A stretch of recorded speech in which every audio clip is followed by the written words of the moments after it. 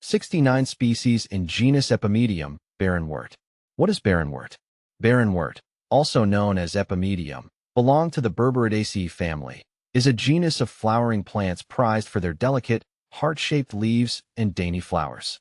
These plants are often sought after for their ability to thrive in shady areas, making them popular choices for woodland gardens or shady borders. See full list at monsteraholic.com. Where to buy Barrenwort? You can buy Barrenwort plants from local nurseries, garden centers, or online plant shops that specialize in perennials. They're relatively common and should be available at stores that carry a variety of garden plants. How to prepare Barrenwort? To prepare Barrenwort for planting, you'll want to choose a shaded spot with well-draining soil. Before planting, amend the soil with organic matter to improve its fertility and drainage. When planting, space the Barrenwort plants about 12 to 18 inches apart to allow them room to spread and grow. Is Barrenwort deer-resistant?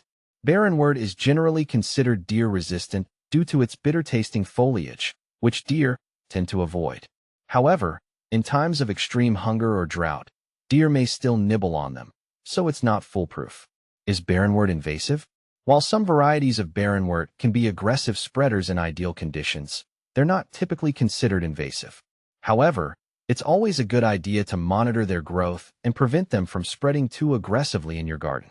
Is Barrenwort poisonous to dogs? As far as I know, Barrenwort is not considered poisonous to dogs. However, it's always a good idea to monitor your pets around plants and consult with a veterinarian if you have any concerns. Is Barrenwort good for ED? Barrenwort has been traditionally used in herbal medicine for various purposes, including as a remedy for erectile dysfunction, ED. While there is some anecdotal evidence supporting its use for this purpose, more research is needed to confirm its effectiveness. Should Barrenwort be pruned in late fall? It's generally recommended to prune Barrenwort in late winter or early spring before new growth emerges. This helps to remove any dead or damaged foliage and encourages healthy growth and flowering. What does Barrenwort flower look like? The flowers of Barrenwort are small and delicate, often resembling tiny orchids.